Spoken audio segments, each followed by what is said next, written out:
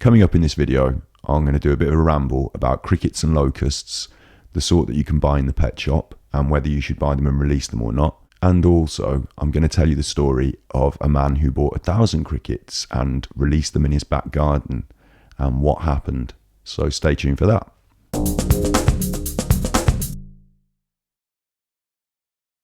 Hi, you're with Scott. This is Battery Exhausted, my channel. It's midnight, it's always midnight. This is your right ear and your left ear because we're in mono. Tonight we're doing another vegan video. Don't walk on the computer. She knows not to walk on the computer. Don't walk on the computer, you pest. Specifically, I'm going to talk about crickets. Specifically, I'm going to talk about crickets and locusts. The ones that are available to buy in pet shops. Oh, and I should say, I went down to the pet shop and I filmed these crickets on my phone. So if you don't want to see images of crickets or locusts, if that's going to make you go, oh, I don't like it, which, you know, they're only pictures, but if you've got a phobia or something like that, they will feature in this video. So I'm not going to say look away now, just go and watch the video about pets or something else. Some vegans buy these from pet shops and release them in the wild, thinking they're doing a good thing.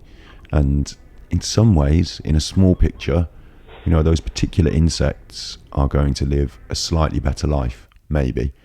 So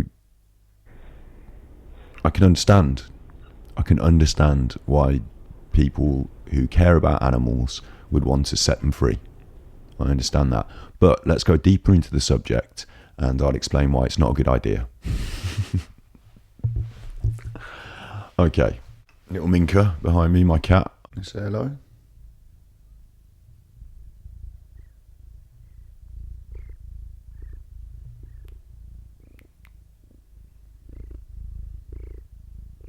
I've got a cat. I am a vegan. Yes, I understand that there's a conflict of interests there.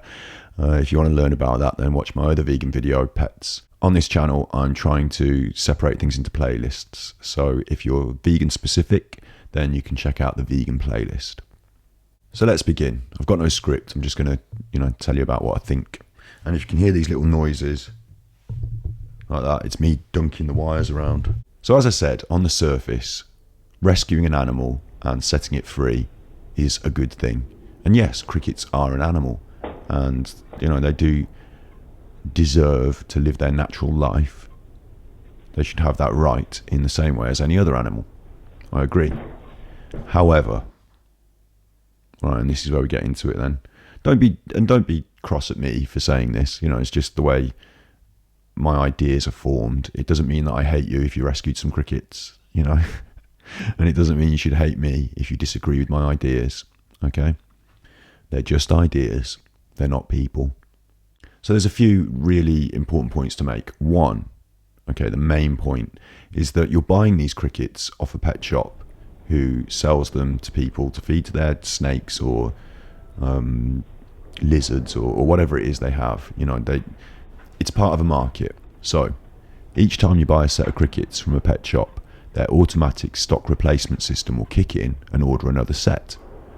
So if you are buying them to release them in the hope of giving them a better life, that's great, but you're automatically creating another box of crickets to put on the shelf. You're feeding into that industry with your money.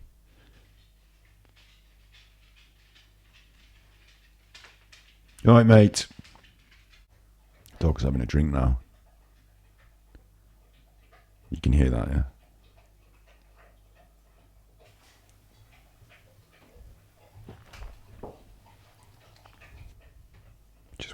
Just wait for him to finish. So, if you buy the crickets from the shop, then you're going to ensure that they order more. In a small picture sort of way, those individual crickets might get released, but in a big picture, there's going to be a bigger market for the production of and sale of crickets. In fact, at the end of your business meeting and profit party that the shareholders for the pet business have, they'll probably look at the books and say, well, the crickets have been selling really well because vegans have been buying them too. So let's stock up on more crickets. Like, they see them as a thing, as an item, just for sale. And to be honest, they care about profit and they don't care a shit about what happens to the crickets. So if people were buying them en masse because they were going to just throw them in the sea, then the pet food company would still sell them to the people to throw in the sea. You know, if it was a new like fashion phase to wear crickets, you know, around your neck or something, then the pet food shop would expand into that market because they're the people that supply the crickets. So any kind of paying into the non-vegan economy, and this is something I believe in a big picture sense for general life, any kind of paying into the non-vegan economy, if you give your money to a business that's not vegan, and the directors, the shareholders, the people that profit, the people the company employs, if they're not vegan, then you're giving them your money so they can go and spend it in a non-vegan way. And so I really believe in the vegan economy, in the green economy, and spending your money in an ethical as possible, because it's not easy, in an ethical way, but also in a considerate way, and thinking about where your money goes. I think that's important. So that's one big important point of it, the economics of the market for crickets, which even if you're vegan and even if you're releasing them, you're contributing to. There's that. So I guess you could steal them and set them free. That's another option. I'm not saying to do it. I'm not inciting you to commit a crime, but it is an option. And in a way, crimes are only decided by the society that sets the rules. So for somebody, stealing crickets from a pet shop and releasing them might be a crime, but for other people, they might look at that as a liberation. So crime is relative. That's for another video. That's sociology, about deviance. Very interesting stuff, but I'm not telling you to go out and commit a crime, but if that's what you want to do to save and rescue the crickets, that's the only option that's not going to mean there are more crickets in production on the shelf. Okay, so that's one thing. I think I managed to cover that by repeatedly saying the same thing. So if you're listening to this and you're already bored, then I'm just trying to make it clear. Okay, I'm just trying to I'm trying to make the point. So I don't know. Let's hope I do it in such a way as you listen. There's another point, and this is quite an important point as well, is that crickets that you buy in the pet shop are not necessarily native to Britain. In fact, the brown cricket, the black cricket, they're not native to Britain at all. Locusts have appeared in Britain. They are migratory insects, and we had swarms of locusts in the 1700s, the 16th century. Swarms of locusts can be devastating to crops and have been throughout humanity's history, and they're certainly not native to the UK. So if you live in the UK and you buy these things from the pet shop, these crickets, these locusts, and you release them, then actually you're endangering the environment that you're releasing them into. You are creating a false population, which could lead to knock-on effects within environments. So there's actually a law, an act, the Wildlife, I've got it on here somewhere. The Wildlife and Countryside Act actually prevents you from doing things that would damage the environment, the wildlife and the countryside, you know. And that's, again, a topic for another video, because these rules, these laws about what you can and can't do within the wildlife and countryside are quite often set out by people with agricultural interests. So it might not be a very ecological or vegan perspective, but at least there is some form of protection for the environment, regardless of the motivation. And within that protection, releasing non-native species into the wild is a no-no. So for a vegan, from a vegan perspective, it might be great that you're releasing the crickets or the locusts, but it might not be so great for the environment that you release them into. And you've got to consider that, because you care about all animals. Disease is another problem within environments, within ecologies, and you could be releasing non-native species into the environment that could cause disease amongst other species. So it really is, you know, a delicate balance in nature, and for a human to be intervening with the ecology in that way, especially a vegan one, by releasing non-native species into the wild, if you haven't thought that part through, then, you know, it's really important to think that through, because yes, you're doing a good thing for the crickets, but again, I'm repeating myself, you're endangering the ecology that you're releasing them into. Okay? And then there's a third point. And the third point is a bit of a grey area, but because these cricket species are not native to the UK, you might be releasing them into an environment that they can't survive in. Their natural food source or temperature, climate, it might not be suitable for them. So on the surface, again, getting them out of that little box in the pet shop and releasing them into the wild, that might seem really good, but they might die overnight. Whereas in the pet shop, imprisoned, yes, terrible, told you this was a grey area, but they're not dead. Although their fate is to be fed to another animal. I don't know, big grey area. But hey, you know.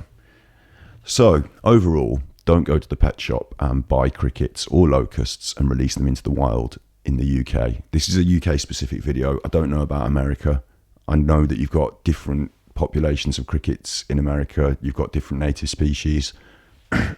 You've got different native species. So it might be that they would survive in the wild. It might not affect the environment in the same way. Hands up here. I'm not speaking this globally necessarily, although the ideas can be applied to your position in the globe, to your society. But simply from a UK perspective, it's a no-no. It's a definite no-no.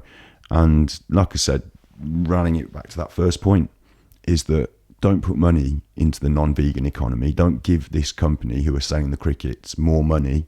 Don't make another tick on their how many crickets we sold this week chart. You know, don't push that market forward. So the only option is to steal them. But again, you know, like I said, I don't think that once you have them in your possession, the next step is going to be an easy one, because really you'd have to send them to Africa or somewhere like that to release them into their own natural environment. So there you go. That's crickets. But there is one more thing I wanted to say, which is I found this really interesting story. And it is from a news... I found this interesting story from a news outlet that I find to be abhorrent, the Daily Mail. They're very right-wing. It's one of those newspapers that you can't really trust what they're saying, and they manipulate the public mind through spurious stories. But this particular story is about a maths teacher who loved the crickets. He loved the sound of the crickets, and so he wanted his garden to be full of the sound of crickets. And I kind of appreciate that. In some of my ASMR videos, I've had the sound of crickets as a background sound. So what the fella did is he went to the pet shop. He's not a vegan. This is not a animal rights perspective, but he went to the pet shop and he bought 1,000 crickets and he released them in his back garden. And I guess he enjoyed the sound of them. But somebody must have alerted the police, because they got involved. And whilst breaking the Wildlife and Countryside Act in this manner might not be a criminal offence, they served him with, I'll just check what it says on the computer.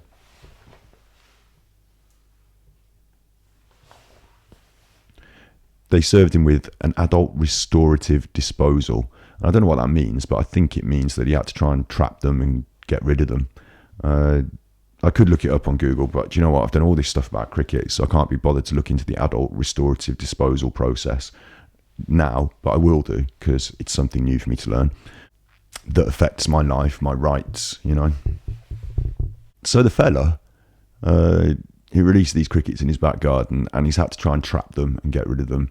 And all those reasons that I just explained, the Wildlife Act, the fact that they're not native species, there was some dissent to his idea, and it made the local paper, it made the national paper, and, you know, it wasn't a good idea. And the police even said if he likes the sound of crickets so much, then he could listen to a CD with crickets on it. So so that's the story about the man who released all the crickets. So you might have been thinking that, you know, he released 1,000 crickets in his back garden and was plagued by swarms in his bedroom and bathroom, but that's not the case. He was more plagued by social pressure and actual logical sense when it came down to it, because there's a lot of these things in vegan in the vegan universe. When you become vegan, when you're a vegan, there's a lot of these things that you kind of take for granted, or you think this is the way I should approach this because on the surface it's a clear choice between one or the other. The locusts are trapped and they're in that little packet and they're in the pet shop, or they could be free. You know, it seems like a clear-cut choice, but it's not simply the case that those clear, you know, but it's not always that clear-cut. It's often quite complex because we've got a society that has developed all the way up until this point with a lack of compassion for the animal kingdom in the main, and now we're changing and we're turning a corner and becoming more enlightened and not having to abuse the animal kingdom to survive. So we're getting new ideas, and these new ideas are built on top of old ideas and involve the dismantling of some old structures. So it's not simply the case that you can go to the zoo and let loose all the animals and they'll all be much happier. Not long term. You know, they might think, wow, I'm free. But when they get on the motorway, they're going to fucking struggle. So it's not simply the case that you can just let out all the animals, as much as it seems like an ideologically pure thing to do. We need to build the structures and environments for animals to thrive within our social constructs. And we also need to break down those old, archaic, tired ideas about how we should treat animals. And that involves everything that goes on in the pet shop, you know.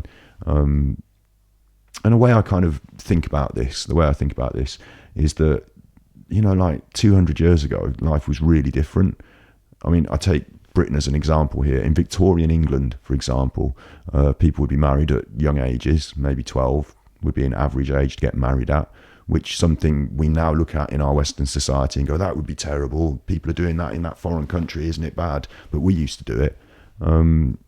We used to shit in a hole in the back garden or a bucket, you know. We used to shit outdoors. A standard, normal, social behaviour in outhouses. And it's only recently that we brought the bathroom, the toilet, into the house. In Britain, we used to not allow women to vote. You know, that seems insane. It seems insane that women couldn't vote, but it was standard. It was normal. And, you know, there's been a lot of progress and maybe a lot of struggle from people who weren't having their voices heard to create change. But animals can't have their voices heard. We, as vegans, we know this, don't we? They don't have voices. So there has to be a general ideological shift in the way the majority of society thinks and feels. And that happens over a long period of time. And if you're vegan and you became vegan, you'll understand it was a process, and that a lot of other people have got to follow on that process before we get to the end result. And so it might not be that in my lifetime all pet shops close down. That might not happen. But in the long term, we keep making these changes and we keep pushing forwards, and things do change. You know, things do change for the better. So keep at it. Every raindrop makes the storm, and we need your raindrop because this is going to be one hell of a storm. So keep at it. Keep pushing forward. And if you have released locusts in the past, don't feel bad. I'm not digging at you. It's not going to overnight, you know, bring down the ecosystem, hopefully. But in the future, that passion that you have for freeing a captive animal is a good thing. And in the future, you just need to focus it slightly differently to achieve maybe slightly more. Cool. I think that's everything then, yeah? Locusts, insects, talked about them, didn't I? Social change, long-term, short-term. So it just remains for me to say goodbye, be good and all that. And, you know, YouTubers are always banging on at you to like and subscribe, and I don't do that. I don't bang on at you to like and subscribe and all that business. Just share the work if you like it. Share it. That's what I'd hope you would do.